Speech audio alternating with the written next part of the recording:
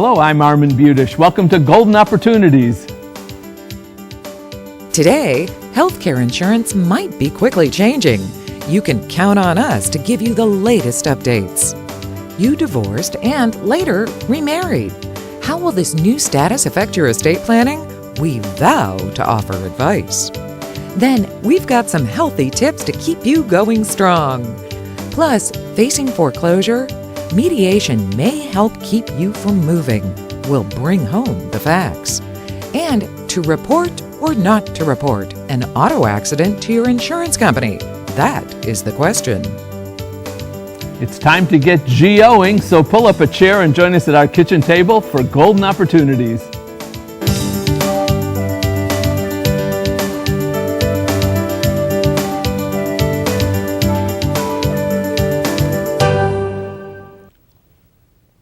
Get your shopping carts ready. One of the biggest and most important pieces of the Affordable Care Act, also known as Obamacare, is the healthcare exchanges. That's the new insurance marketplace where anyone can buy health insurance, no matter what your current or past health status. Greg Young's here to take us to market and help us shop around. Greg's the Director of Strategic Policies and Initiatives for Medical Mutual of Ohio. Thanks for joining us, Greg. My pleasure, Armin. Thank you. We're ready to shop for insurance. What do we need to know? Well, there's actually a lot to know. You know, we're entering into a very significant phase of the Affordable Care Act, or Obamacare as you called it. In 2014, we're going to have a brand new marketplace, and it'll be an opportunity for people to purchase their health care coverage in a very new fashion. And this is going to be like a giant website? That's a good way of describing it. A lot of people mention parallels between some of the travel websites, Travelocity, Expedia, but it's going to be a little more than that. It's going to be a little more complex than that due to the subsidies and so much that goes into making that affordable coverage available to people. So is this where everybody's going to go for their health insurance, to these exchanges? Well, you know what? The exchanges will primarily be for the individuals and their families. When you look at businesses, there will be some that will go to the business exchange, but we don't anticipate a lot of that. What we really expect to see happen is these exchanges serve as a resource, a place where an individual and family can go and look at policies, get that apple-to-apple comparison. So it's going to be a new experience. If you're already covered by an employer policy, do you stay with that, or do you switch to a personal policy? Well, if your employer is offering coverage, most people obviously will stay with that. Even if they were to qualify for some sort of subsidy, if they had employer-sponsored coverage, they would need to stay with that. Let's talk about affordability of these policies on the exchange. Will we be able to afford these? You know, there are going to be a lot of subsidies available for Ohioans. You know, as we look at the Ohio, marketplace, the Ohio exchange, up to 400% of federal poverty level. So we're talking a family of four making almost $90,000 is the high end of those who will access subsidies. Wow, so it does sound like most people will be able to get some kind of subsidy. The vast majority of Ohioans. And how do we find out if we're eligible for financial assistance? There are going to be a lot of different means to find out. You know, there's been, and going on right now, a significant education process for people who will help on those exchanges. We call them navigators. They're currently being trained. There's going to be brokers. If people are used to using their brokers and their brokers are certified, they can use them to purchase coverage. Or if people are used to going to their health insurer, they can still do that. We're trying to make it as consumer friendly as possible. So somebody wants to know something and they like Medical Mutual, they can go to Medical Mutual and you'll be able to help them out. Absolutely. And what if we don't have a computer? For all of our viewers, a number of them are not computer savvy. Is there some physical place to go to get help? And that's a good question. I mean, look at my parents who would have no chance of getting coverage if they had to use a computer. but you can go actually physically into the facility. There can be via the phone, all sorts of different means of connecting with those people out there. There's going to be a lot of outreach, even people going out to people who And can't access the There'll exchange. actually be physical exchange offices. There will be. Throughout the Yes, area that there people will be. can go to. The people can go in, they can use the different tools, they can be guided as needed to purchase that best coverage for them. The timing, when are we going to start with this? When should we be buying insurance on the exchange? There's really It's pretty soon. two dates people need to watch. October 1st, which is when open enrollment starts. That's when people can start to decide what they want to buy. Then January 1st, 2014, when that new coverage begins. All right, so if it's okay, I'm going to get you back, and we're going to talk more about when do you sign up and how do you sign up. Sounds great. Thank you. Thanks, Greg. My pleasure. Great information. Our country's exchanging our old way of providing health insurance for a new way, one that ensures health insurance is available for everyone. To learn more about the Ohio Exchange and to find out about the many options that Medical Mutual has to offer, use the information coming up next. My thanks to Greg Young for joining us today. Learn more about Medical Mutual of Ohio by visiting their website, www.medmutual.com. Next, yours, mine, and theirs? But first, when a pelican posts that he's gone fishing, you can bet he'll net a nice catch. But just how many pounds can this bird hold in his beak? We won't let the answer be the big one that got away. We'll reel it in for you when we come back. The newest masterpiece at the Cleveland Museum of Art is the Cleveland Museum of Art, with a soaring, light-infused atrium, completely redesigned galleries for every work of art, and the culinary splendor of provenance. These are just part of your magnificent new Cleveland Museum of Art. Come see Cleveland's masterpiece. Come see amazing. A pelican's pouch is perfect for filling with fresh fish. In fact, this bird boasts that his beak can weigh in with 25 pounds of breakfast, lunch, and dinner, all caught without a hook, line, or sinker. Planning for your passing and plotting what will be passed on to particular people is certainly no picnic. Now, add in a divorce or a remarriage, and estate planning gets even more complicated. Jim Lineweaver vows to help you tackle this task in a way that will help you live happily ever after. Jim's a certified financial planner with the Lineweaver Financial Group. Thanks for joining us, Jim. My pleasure. Jim, so our ex is that. He or she is X. They're out of the picture, so aren't they automatically out of our estate plans? Well, you'd like to think so, but just because they're out of the house may not mean they're still part of you if something were to happen. And this is where a lot of confusion comes in, because as far as a will is concerned, yes, the courts and everything will take care of that automatically and remove that person from any type of beneficiary. However, life insurance, annuities, retirement plans, unless they're part of a qualified, domestic relationship order, and that's on file with that institution, they may not know that you're divorced or anything. So that money could still go to that person at your passing, which could be a huge problem. So let's take a life insurance or an IRA or something. You're divorced. It says that your ex-spouse is still the beneficiary.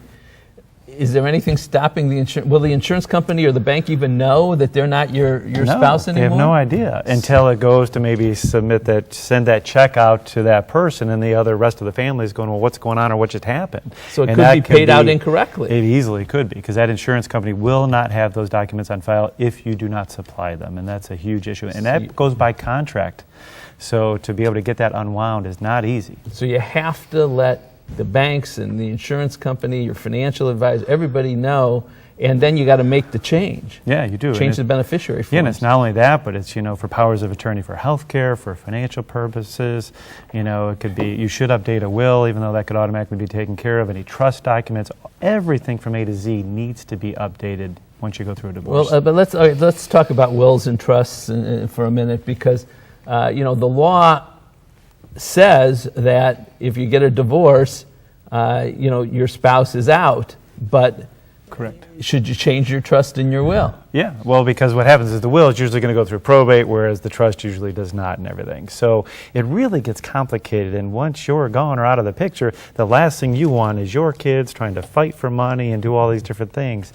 And it's much better to clean this up right up from the beginning. You're asking for litigation if you don't make the changes in your documents. You really are. All right. powers of attorney. Tell us about that. Should we change our power of attorney, or should we leave our ex-spouse as the agent who's going to handle things for us? Well, yeah, if you're in the hospital, do you want your ex-wife making healthcare decisions for you? I don't know, that's up to you, but if you don't want them Let's making see, that should decision, we pull the plug on him? I guess it depends on how well the divorce went. I don't know. So you could make those odds. But if I would get a new power of attorney for healthcare, get one for financial purposes, so they can hand your rightful person that you want to handle all the financial affairs can take care of that for you. All right, remarriage. Tell us, how does that impact all of this? Well, this is a problem, especially when everybody has previous kids in the marriage. So what will happen is anything you commingle after you get married, what's going to happen is when you pass away, it's automatically going to go to that surviving spouse. So if you wanted it to go to your kids or anything like that, it may not happen, because that other surviving spouse will have total right and legal opportunity to do whatever they want with that money. So the best what's thing, the answer? the best thing to do, obviously, update your wills. Try to not commingle any money that you want to eventually go to your beneficiaries, and the best thing to do is clear it up with a trust or other legal documents to make sure it passes according to your wishes. Very good. All good information, Jim. Thank you very much. My pleasure. Your divorce changed your life, but it may not have changed everything about your death. Follow Jim's advice. Make updating your estate plan a priority. And for more help, give Jim a call. His number's up next.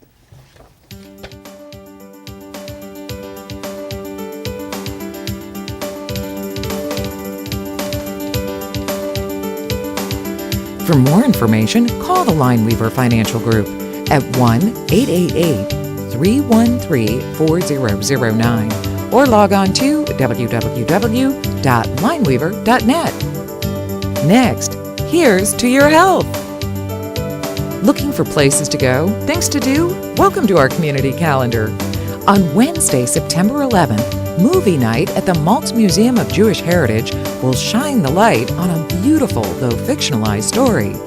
Everything is Illuminated follows a young man as he travels to Europe in hopes of finding the woman who saved his grandfather's life in World War II. To learn more, or for tickets, call 216-593-0575 or click to www.maltzjewishmuseum.org. Eat right, exercise. We know these are the key ingredients to overall good health, but they become even more important when dealing with diabetes. Jennifer Byers here to dish up details about a healthy diet for diabetes. Jennifer is a registered dietitian in the Nutrition Services Department at Metro Health. Thanks for joining us. Oh, glad to be here. All right, so the big question, if we have diabetes but we work at eating right and we exercise, can we reverse diabetes? Can we get off our medication? Well, the first thing to understand is that there's three aspects to diabetes management. So one is diet, but also exercise plays a key role, and medications. Now, many people do find that if there's room to make improvements, to be more active and eat healthfully, they can go off of their medications or reduce the amount of medications. But it's also important to keep in mind that diabetes is a progressive disease, so most people who are diagnosed are eventually going to need some sort of medication to help keep their health in good control. So for our viewers out here, for the ones that do not yet have diabetes, if they have a family history, if they are overweight, they are going down the path to diabetes. If they start eating right and start exercising, they can not get diabetes. Well, there's no 100% reduce the chance. Right. There's no 100% guarantee, but yes, we would recommend to anyone who's at risk that they eat right and exercise to reduce their risk of getting diabetes. And all those horrible things that come from diabetes, the eye problems, the circulation, lose your leg, all those horrible things. If you have diabetes but you start doing the right things, you can significantly reduce the chances that that's going to happen to you. Yes. So if you're eating a heart-healthy diet that limits your carbohydrates and keeps your blood sugars in good control, you can prevent or delay complications. And the key is reducing sugar, but you also mentioned carbohydrates. It's not just eating sugars. Right. So obviously, the sweet treats like the sugars will raise your blood sugar, but all carbohydrates, so all sugars and starches in the food, will turn into sugar in your system. So it's important to also enjoy starchy foods, like we're talking potatoes, pasta, corn, those things in moderation. Okay, so you brought us some sample meals. This is the things Yes. we can eat. Is that the idea?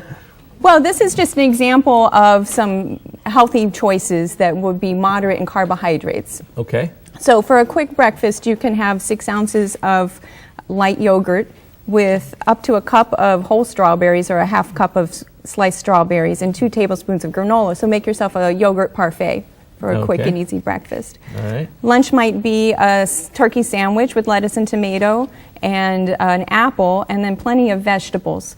Vegetables are low in carbohydrates, and they have a lot of heart-healthy nutrients that will help keep you on the path to good health.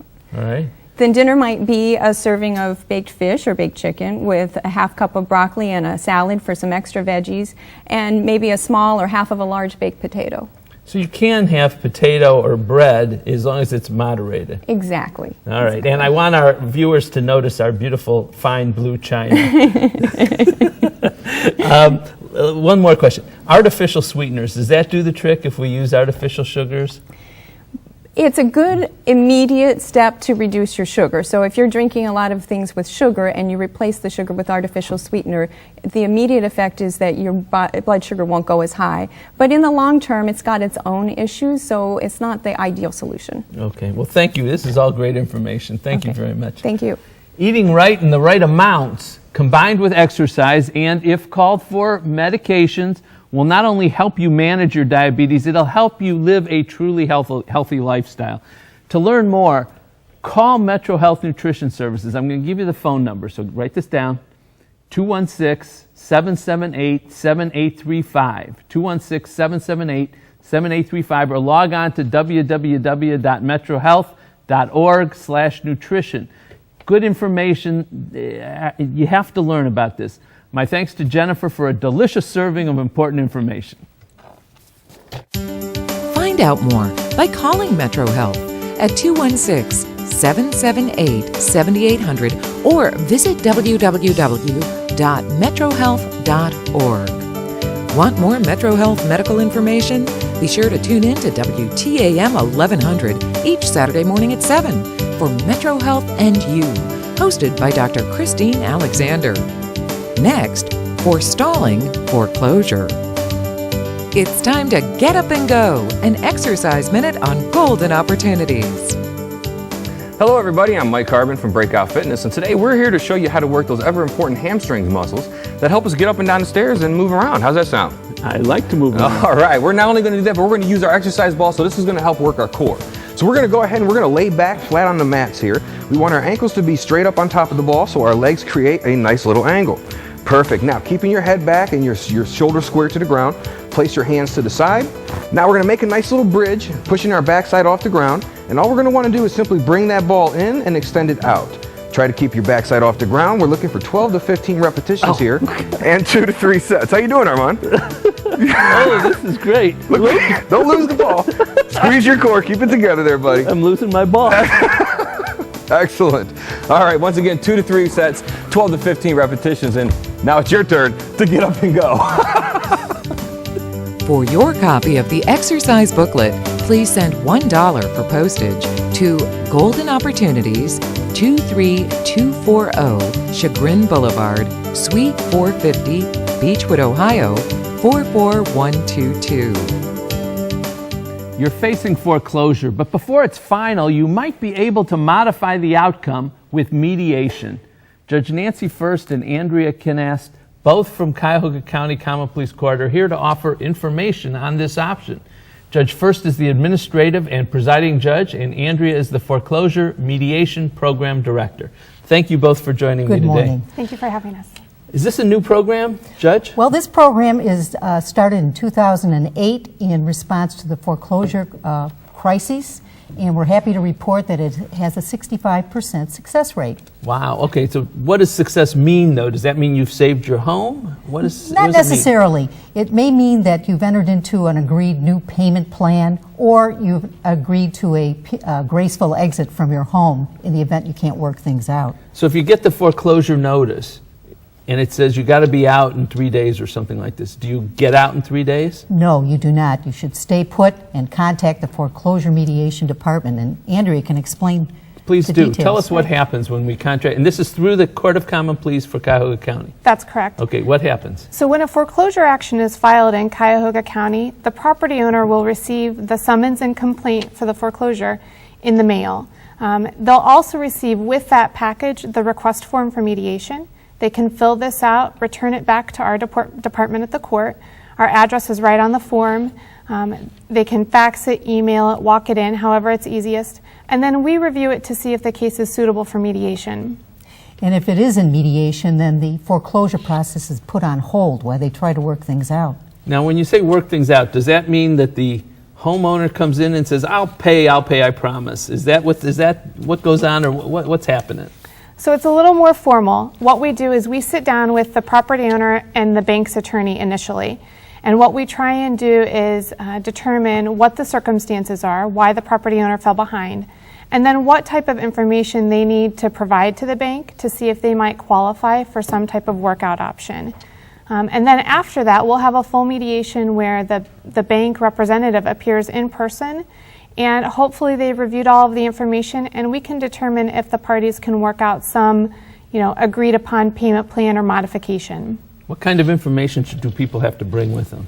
Well, they need to bring their loan instruments, Andrea, whatever you would need to formulate a new loan in effect. Yeah, I mean, it's basically like they're applying for a loan again. Mm-hmm. So just like when they purchased the house the first time, bank statements and pay stubs, tax returns, all of the financial information necessary for the bank to make a determination if the house is affordable. So now, in terms of what the outcomes are, the possible outcomes, go through this. You're sitting there with the bank's attorney or the lender, whoever holds the mortgage now, and I mean, will they sometimes reduce the amount that you owe? Will they sometimes stretch out the payments? Will they lower the interest rate? I mean, I know that there's some programs some government programs that'll help pay to help you cover your mortgage if it's underwater or you're having trouble. So it depends on who the investor of the loan is, but the servicer sitting at the table will follow those investor guidelines. We try to determine what those are at the beginning of the process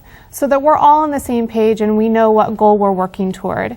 Typically, it's a loan modification with a reduction in interest rate or an extension of the maturity date, sometimes even a principal reduction. So sometimes the lender actually will reduce the amount that you owe. Sometimes. If you're in a position where you can pay. I assume that the sooner the person comes in, after starting to have trouble, the better. That if you owe, if you've gone months and months and months, it's going to be harder to work something out. Is that true? That is true. And so we try and encourage property owners who think that they're falling behind to reach out to one of the HUD-approved counseling agencies within the county. If you're a property owner, you can call 211. That's the United Way's First Call for Helpline. They can refer you to a HUD-approved housing counseling agency. But if you've gotten that foreclosure notice and the action in the mail, you need to get that request form into the court. All right. And most importantly, you should not leave your home. And this applies to anybody in Cuyahoga County? That's correct. This program? Right. September is Save Our Homes Month, and we're holding informational meetings throughout the county with presentations from HUD-approved counselors, our court mediators, our magistrates, and then offering individuals one-on-one help for free. Judge, it's a great program. Thank you for talking about it and letting people, thanks for instituting it and then telling people about it. Appreciate it very much. Thank you for having us. Thank you.